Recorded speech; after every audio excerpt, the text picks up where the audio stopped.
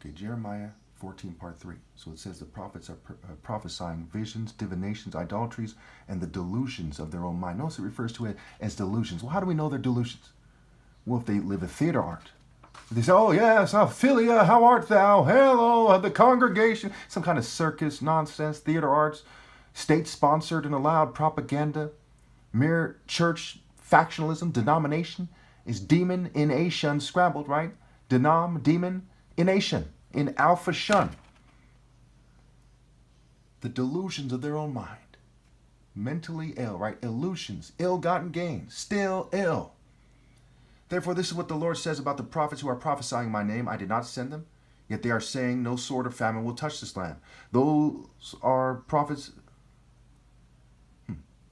Those same prophets will perish by sword and famine. So they're saying by their actions that it's okay. They think it's okay to cheat me. It's not okay to cheat me. Why on earth would that be the case? Even if they took this thing out of context, okay, you'd know that they took it out of context. Look at all the editing they're doing on videos. There's no point in trying to cheat me. There's no point in cheating me. Why would that be okay? It's not. But they're doing it every day in their churches, in their governments, in their rich families. All things are supposed to be under my power.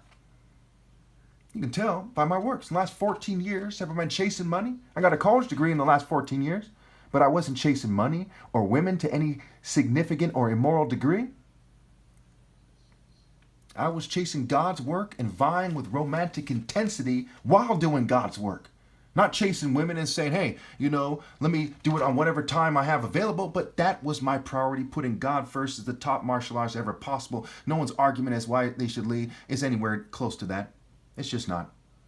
And the people they are prophesying to will be thrown out into the streets of Jerusalem because of the famine and sword. There will be no one to bury them, their wives, their sons, and their daughters. I will pour out on them the calamity they deserve.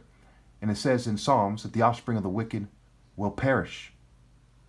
And God will never forsake the righteous. So those who are, by their actions, misleading you, will die by the famine and sword spiritually.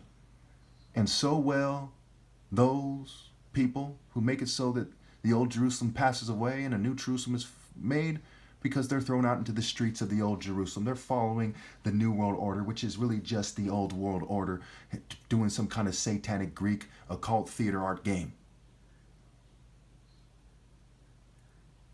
I will pour out on them the calamity they deserve. There's a difference between being righteous and morally precise and being nice and saying things that seem wise once in a while. Speak this word to them, let my eyes overflow with tears, night and day without ceasing. The virgin daughter, my people, has suffered a grievous wound, a crushing blow. If I go into the country, I see those slain by the sword. If I go into the city, I see the ravages of famine. Both prophet and priest have gone to a land they know not. Now, at times like this, they like to point out covertly, believe it or not, that my grandma slipped and died. Let me tell you the story of that, okay? They threatened me my whole life. And they brought up that people who are on psych meds, because I was speaking out against psychiatry, okay, lots of them die when they're older because of the cognitive impairment they've endured over the course of their life, on antidepressants especially, and they slip and fall. And that's how my grandma died. And they had someone I know call me and say, call your grandma. I have a feeling something bad's going to happen. And that's what happened. Am I moved in the slightest? No. Because my grandma is in heaven, unlike theirs. And I'm God's son. And she lived as a queen of the Igbo tribes in the cult center of the top martial artists ever. Okay, moral precision, not a cult as in this kind of Western Crowley. No, culture, the heart of moral precision. Okay, where God's son is said to touch down in the Igbo culture, which actually has works of righteousness that they go beyond Martin Luther King. Unlike the other groups of people that talk about their chosen, their master. Now, I'm not a racial supremacist, but these are the facts. And there's a bunch of jealous worms that seek to provoke me because I am the top martial artist and their tail tucked at the most important time in history. And there's nothing they can ever do to make up for the time they had their tails tucked, even if they rallied to obey God through me now, while I was manning up every step of the way. You think when they have sex, they think they're a man? No. You think when they try to act tough, they think they're a man? No. Think when they try to raise their voice? No. When they give orders to persecute me? No. They know they failed to be a man, and they know they are nowhere near comparable to me. Anyway, if I go into the country, I see those slain by the sword. If I go into the city, I see the ravages of famine. Both prophet and priest have gone to a land they know not. Have you rejected Judah completely? Do you despise Zion? Why have you afflicted us so that we cannot be healed? We hope for a peace, but no good has come, or a time of healing, but there is no terror. Now, they do things to change the sound of my voice at times. They try to play me. I try to make it so I sound gay, crazy. So if it sounds like there's contempt in my voice, okay, it's not me having contempt for God ever. It sounds like I'm mocking. I never mock God.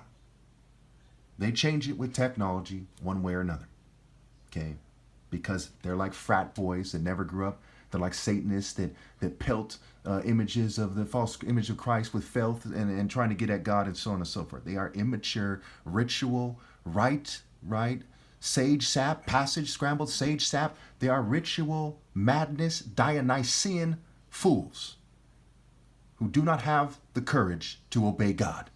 And they come from a long line of people, we'll say to keep the rules, no offense to anybody, who fit the description as well. We acknowledge our wickedness, Lord, and the guilt of our ancestors. We have indeed sinned against you. You see how what happened if you come from a long line of wicked people, it does matter. It changes your DNA. It changes your spirit of the people you're in and changes your soul. So again, verse 20 says, we acknowledge our wickedness, Lord, and the guilt of our ancestors. We have indeed sinned against you. For the sake of your name, do not despise us. Do not dishonor your glorious throne. Remember your covenant with us and do not break it.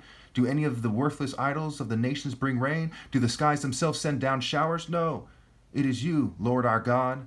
Therefore, our hope is in you, for you are the one who does us all this. So notice it says, did the sky send out showers? You say, well, that's where the rain comes from. It's talking about figurative rain. It's talking about the essence of rain, the essence of the message of rain. Okay, because there's messages in the patterns in nature. Okay,